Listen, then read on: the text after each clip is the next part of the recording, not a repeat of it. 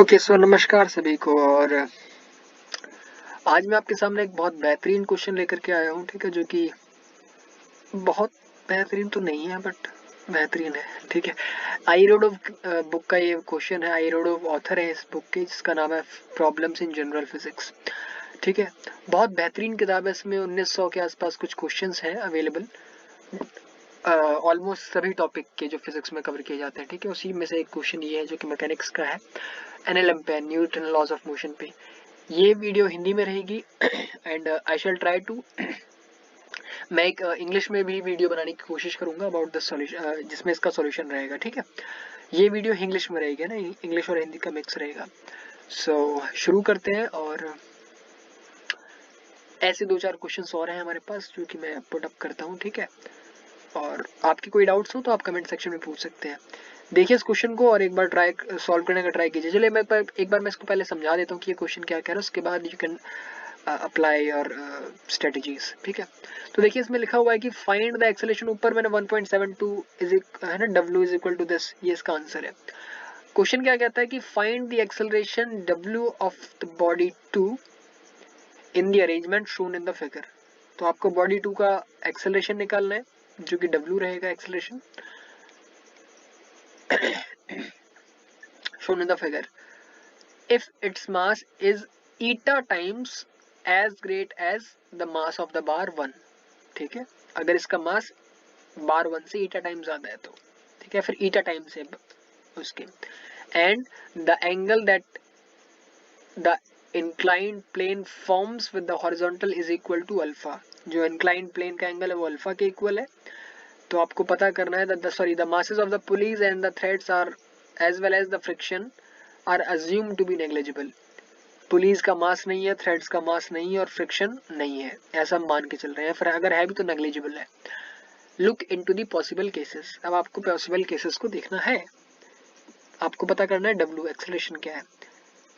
Try कीजिए question को, ठीक है। वीडियो पॉज कीजिए, आंसर देखिए, ऊपर मैंने लिखा हुआ है इसका आंसर क्या रहेगा। मैच करता है तो ठीक है, अदरवाइज फिर आप दोबारा सोचिए, उसके बाद फिर हम, जब नहीं हो पाता तो फिर वीडियो देखिएगा, ठीक है। अब इससे पहले मुझे आपको ये कॉन्सेप्ट थोड़ा सा बताना होगा कि इसमें एक्चुअल में हो क्या रहा होगा, ठीक है। तो एक्सटेंशन वाली बात हो सकती है, यहाँ पर आप एक्सटेंशन कह सकते हैं। देखिए अभी जो है, अगर मैं ये बोलता हूँ कि ये वाला जो आप इसको स्ट्रिंग 1 कह दीजिए, ये आपके स्ट्रिंग 1 है और ये आपकी स्ट्रिंग 2 है, ठीक है। अब अगर आप मान लीजिए कि आपका स्ट्रिंग 1 जो है, या फिर ये जो आपका पुली है, पुली ए और बी कह देते हैं, पुली आपका ए और पुली आपका बी है। मान लीजिए कि आपका पुली बी जो है वो इतना नीचे आ गया, मतलब सपोज कीजिए कि वो यहाँ पर आ गया, ठीक है, आपका पुली यहाँ पर नीचे आया। तो यहाँ से स्ट्रिंग रिलीज हुई, सपोज कीजिए एक्स, है ना। मैं यहाँ तो इसको ऊपर से देखूं, बिल्कुल, है ना। तो सपोज कीजिए कि यहाँ पर एक्स रिलीज हुई और यहाँ पर भी एक्स रिलीज हुई। तो इन टोटल लेफ्ट से भी एक्स, राइट से भी एक्स। तो स्ट्रिंग 2 की कितनी पुली, मतलब कितनी स्ट्रिंग रिलीज हुई, 2x, विच इवेंचुअली मेड, अगर मैं स्ट्रिंग 1 की बात करता हूँ तो वो स्ट्रिंग 1 में कितना डिस्प्लेसमेंट दे पा रही है आपको, टोटल x का डिस्प्लेसमेंट। क्योंकि आप देख रहे हैं कि पुली बी जो है आपका वो केवल x ही डिस्प्लेस हो रहा है, यही डिस्प्लेसमेंट काउंट होगी अगर यहाँ पर इस एक वन स्ट्रिंग के साथ कोई बॉक्स अटैच्ड है। तो ये स्ट्रिंग मूव करेगा, ये x मूव करेगा, तो ये जो आपकी स्ट्रिंग है वो आपकी 2x मूव करेगी, ठीक है। अगर पुली बी नीचे की तरफ जा रहा है, ठीक है, x डिस्प्लेस हो रहा है नीचे की तरफ, तो आपका जो a है उसके, या फिर मैं कह सकता हूँ जो a के ऊपर से स्ट्रिंग जा रही है उसका डिस्प्लेसमेंट होगा x, ठीक है। एक का x होगा, दूसरे का 2x होगा, खत्म, इससे ज्यादा कुछ भी नहीं है। Same concept we are going to apply there as well, ठीक है। भाई कुछ उल्टा पुल्टा ना हुआ हो। मेरा गला थोड़ा सा खराब है, इसके लिए मुझे माफ कीजिएगा, ठीक है। तो यहाँ पर अगर मैं देखूं तो जैसे कि अभी हमने तुरंत देखा, ठीक है, कि अगर इसका एक्सेलरेशन w है तो बाकी दूसरे वाले का 2w होना चाहिए, मतलब 2x होना चाहिए, है ना। अगर इसकी डिस्प्लेसमेंट x है, दो बार डिफरेंशिएट कर दीजिए, आपको टाइम से डिफरेंशिएट कर दीजिए, आपको एक्सेलरेशन मिल जाएगा। तो अगर मैं कह दूं कि इसका एक्सेलरेशन w है तो इसका क्या होना चाहिए, w/2। क्यों, आप यहाँ पर देख चुके हैं, ठीक है। अगर मैं बात करता हूँ यहाँ पर, इस पर टेंशन होनी चाहिए t, इस पर भी टेंशन होगी टी, क्योंकि स्ट्रिंग एक ही है तो टेंशन चेंज नहीं होगी। ऊपर इसकी अगर मैं बात करता हूँ तो यहाँ पर कितना हो जाएगा आपका 2t, यहाँ पर कितना हो जाएगा आपका 2t। ठीक है, ये आपका टेंशन हो जाएगा 2t। हालांकि टेंशन को आपको हमेशा ऐसे दिखाना चाहिए, ठीक है, ऐसे दिखाई देता है, ठीक है, जैसे मैंने बनाया। अब कुछ नहीं करना, अब आपको इस इक्वेशन की मतलब इसकी इक्वेशन लिखनी है। बहुत इजी क्वेश्चन है, ज़्यादा डिफिकल्ट क्वेश्चन है नहीं। इसी क्वेश्चन को अगर मैं देखता हूँ, अगर मैं ब्लॉक 1 के लिए अगर मैं बनाता हूँ, यहीं पर बना दूँ क्या? लाल कलर देखते हैं, ठीक है। अगर मैं इस ब्लॉक की बात करता हूँ तो इसको नीचे, इसका नीचे लग रहा होगा mg, है ना, स्मॉल mg, इसको या फिर मैं m1g कह सकता हूँ। इसको आप क्या कहते हैं, अगर आप इस तरफ ऐसे बनाएंगे तो यहां पर इसका लगेगा m1g साइन अल्फा, ठीक है। यहां क्या लगेगा m1g कॉस अल्फा, ठीक है। क्यों लगेगा? अगर आप ये एंगल देखते हैं तो ये एंगल आपका आ जाएगा 90 minus theta, sorry 90 minus alpha, और जैसे इसका कंपोनेंट लेंगे तो यहाँ पर आपका आ जाएगा साइन अल्फा, ये एंगल आपका हो जाएगा alpha, this angle will be equal to alpha, तो ये आपका हो जाएगा m1 कॉस अल्फा, ठीक है। तो इस पे देखो तो 2t की एक्सेलरेशन लग रही है इस तरफ लग रहा है 2t, और इधर लग रहा है m1g साइन अल्फा। तो अगर मैं ब्लॉक, और इसकी एक्सेलरेशन कितनी है w/2, तो for block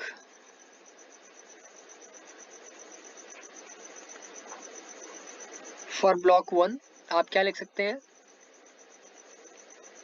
2t minus m1g sine alpha, this must be equal to m1 into w/2, जो इसका एक्सेलरेशन है, ठीक है। ये आपका एक हो गया।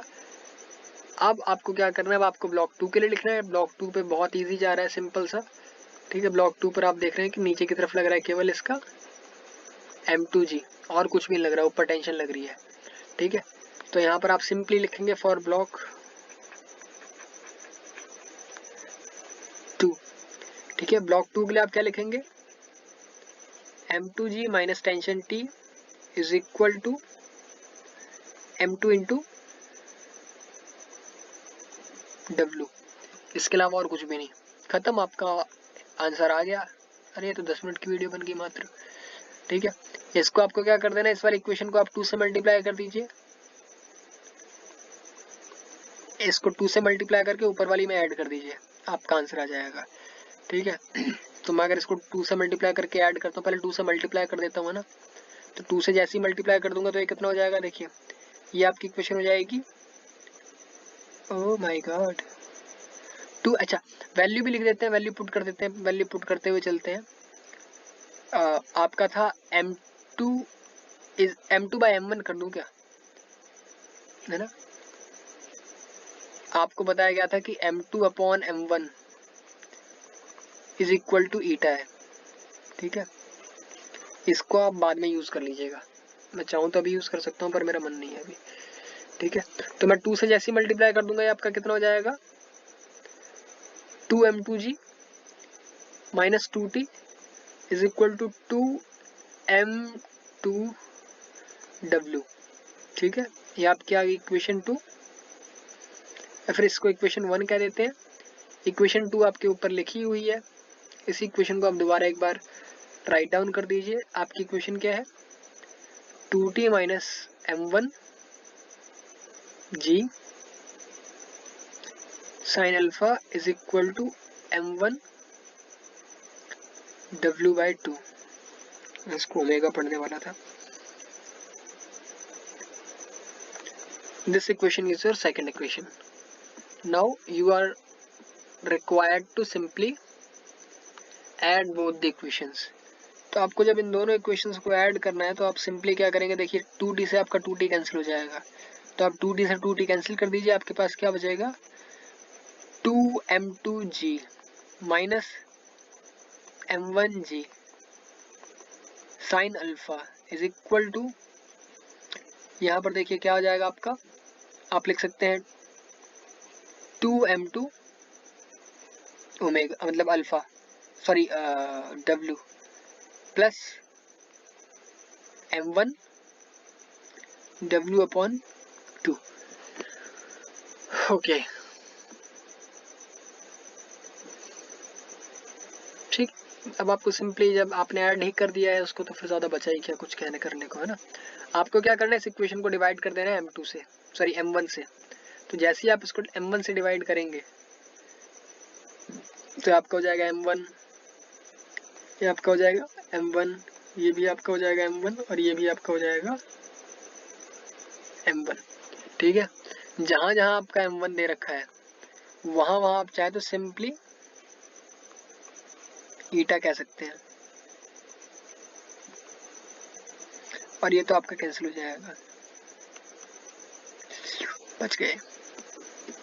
So simply you can write that 2 ईटा जी, मैं वीडियो खींच रहा हूँ मेरे ख्याल से अब, G sine alpha is equal to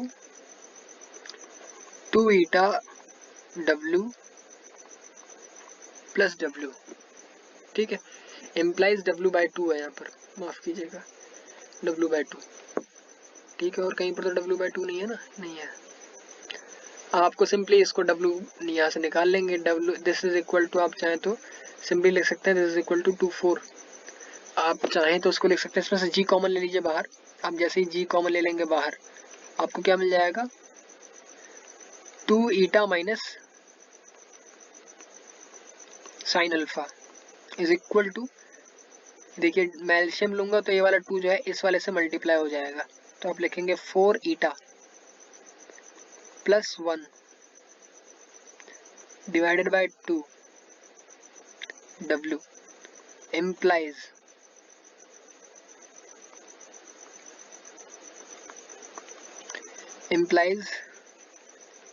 w is equal to, ये वाला जो 2 है ये सिंपली इसके साथ जाके मल्टीप्लाई हो जाएगा, तो आप लिखेंगे 2 eta minus sine alpha divided by 4 eta plus 1 into 2g into 2g। ठीक है, दिस इज योर आंसर। बहुत छोटी वीडियो बनी है, बहुत अच्छी वीडियो बनी है, इससे ज़्यादा लंबी हमको वीडियो करनी भी नहीं है। मैं एक बार इसको कॉपी पेस्ट कर देता हूँ। ठीक है, बोलो राधे राधे, यस ठीक है। इसको मैं कर लूँगा कॉपी और आपको एक बार पेस्ट करके दिखा दूंगा कि सेम चीज़ हमको मिली है। पेस्ट, शॉर्ट करूँ इसको, ठीक है। देखिए हमारा सेम आंसर आया 2g into 2 eta minus sine alpha upon में 4 ईटा प्लस 1। ठीक है, सेम वही आंसर है, तो हमारा आंसर सही है। ज़्यादा कुछ नहीं है, इस कॉन्सेप्ट पे थोड़ा सा आपको ध्यान देना है। ठीक है, कि अगर ये आपका x डिस्प्लेस कर हो, अगर ये स्ट्रिंग आपकी x डिस्प्लेस करती है तो आपकी ये जो पुली है वो x नीचे जाएगी, और अगर ये पुली x नीचे आती है तो आपको x स्ट्रिंग यहाँ से भी रिलीज होगी और यही x स्ट्रिंग जो आपकी यहाँ से भी रिलीज होगी, तो इन टोटल आपको 2x स्ट्रिंग मिलेगी। तो 2x जो होगी वो इसकी डिस्प्लेसमेंट हो जाएगी, ब्लॉक बी की डिस्प्लेसमेंट हो जाएगी। ठीक है, मतलब सेकंड ब्लॉक की डिस्प्लेसमेंट हो जाएगी, तो इसका एक्सेलेरेशन 2a हो जाएगा और इसका एक्सेलेरेशन a हो जाएगा। इस बात का आपको बेहद ध्यान रखना है और आपका क्वेश्चन सॉल्व है। ठीक है, थैंक्स फॉर वॉचिंग। आपको कोई और क्वेश्चन सॉल्व करवाना हो सो ये मैं put up in the comment section. आपका कोई डाउट रहता है so it will be most welcome and it will be entertained. Okay, so thank you.